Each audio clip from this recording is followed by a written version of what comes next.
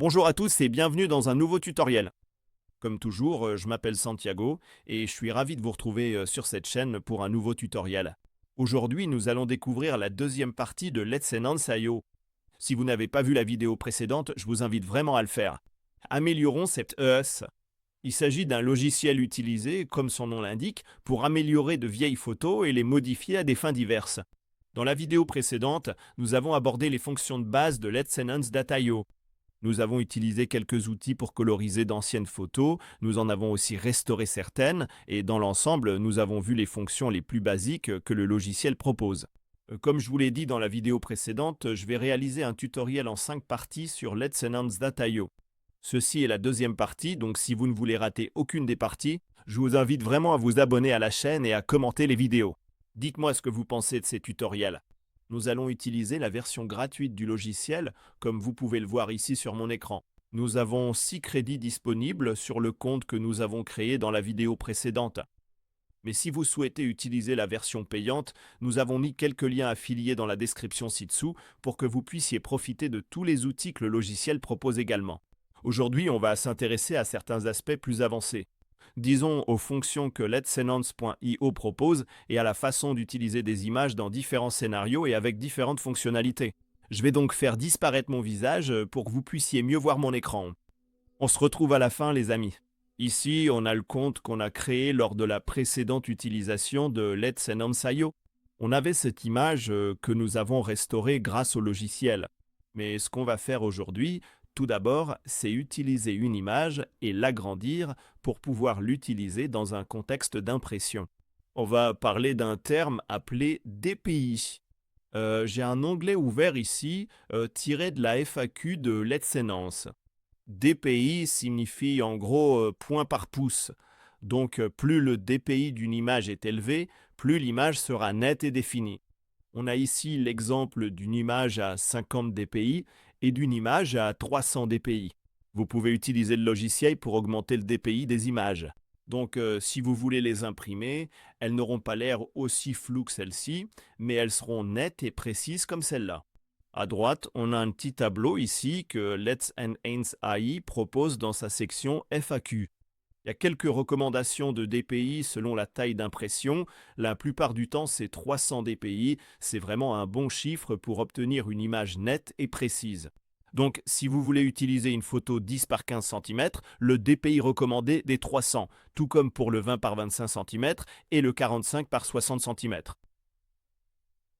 Un panneau d'affichage est bien plus grand, donc le DPI n'a pas besoin d'être aussi élevé, car les gens ne le regarderont pas d'aussi près. Vous allez regarder un panneau d'affichage de très loin, donc vous n'allez pas vérifier les points par pouce individuellement. Ici, on a une autre information utile qui permet d'améliorer. Un graphique nous montre à quelle distance il faut se placer pour avoir en tête une image vraiment nette et précise. Si vous êtes à moins de 30 cm de l'image, il vous faudra une image de 300 dpi ou plus. Si vous êtes à 1 mètre de distance, la résolution en dpi sera un peu plus basse. Parce que, comme je le disais, par exemple dans le cas du panneau d'affichage, vous n'allez pas regarder cette image d'aussi près. Donc si vous êtes à 1 mètre de distance, la résolution en dpi est un peu plus basse, 180. Si vous êtes à 2 mètres, ce sera la moitié de cette résolution. Et si vous êtes à 6 mètres ou plus, si vous regardez l'image à plus de 6 mètres, la résolution en dpi sera seulement de 30. Comme pour l'image du panneau d'affichage ici, la dernière partie de cette explication, juste là, qui indique le DPI pour différents cas d'utilisation.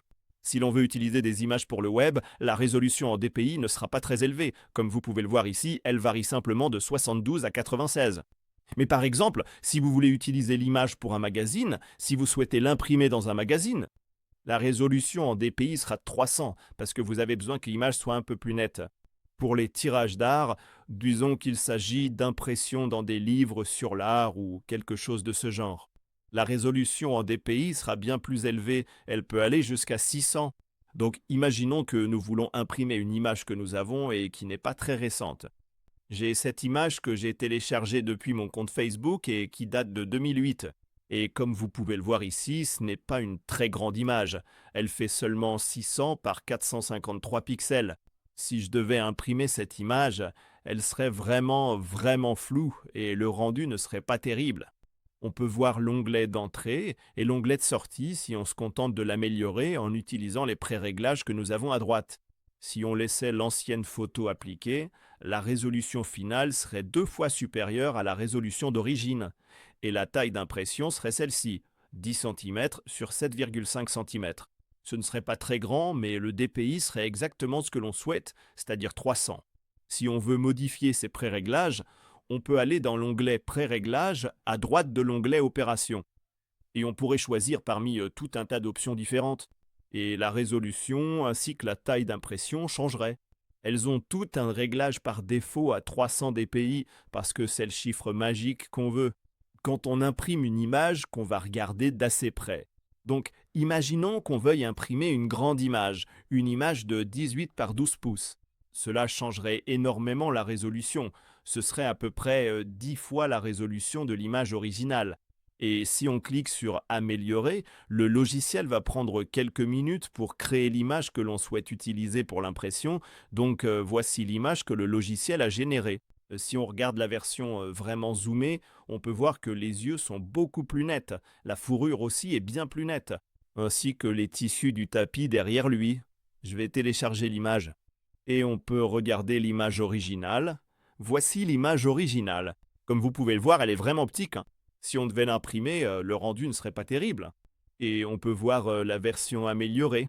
Comme vous le voyez, c'est bien plus net, c'est beaucoup plus adapté à une impression en grand format. Encore une fois, l'image originale et l'image améliorée, aucun détail n'est perdu dans la version améliorée. On voit clairement ses yeux, son visage, la moquette derrière Mi. Comme je vous l'ai montré dans la vidéo précédente, on a quelques modèles d'IA, disons, parmi lesquels on peut choisir. Dans la vidéo précédente, on a utilisé le modèle doux et le modèle fort, ainsi que celui pour les vieilles photos. Donc si vous voulez découvrir toutes ces fonctions, je vous invite vraiment à regarder la vidéo précédente qu'on a mise en ligne sur la chaîne. Je vais réutiliser cette image une fois de plus dans un autre scénario. Disons que vous ne voulez pas imprimer l'image, mais que vous souhaitez l'utiliser sur une page web. Mais comme on le sait, la plupart des écrans aujourd'hui ont des capacités de résolution bien plus élevées qu'en 2008, quand cette image a été créée. Donc si on voulait utiliser cette image sur une page web, il faudrait l'améliorer et l'agrandir pour un usage web. Pour cela, on peut choisir parmi ces différents modèles. Encore une fois, disons que l'art numérique est celui qu'on veut utiliser. Qu'il améliore vraiment la résolution de l'image originale pour qu'on puisse l'utiliser sur une page web, par exemple. Avant d'améliorer l'image, je veux vous montrer quelques options avancées qu'on a en bas à droite ici. On peut choisir différents formats pour l'image finale, et ces formats seront utilisés pour différents usages. Nous avons 2 options différentes parmi lesquelles choisir, JPEG ou PNG, ou bien on peut laisser en automatique. Je vais vous dire quand il faut utiliser cette option et quand il vaut mieux choisir le format PNG. Le fichier JPEG est l'un des moyens les plus courants de stocker des photos numériques.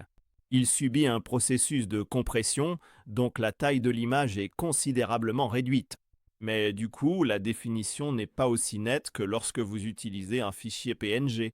Le fichier PNG signifie Portable Network Graphics et il peut gérer beaucoup plus de couleurs qu'un fichier JPEG.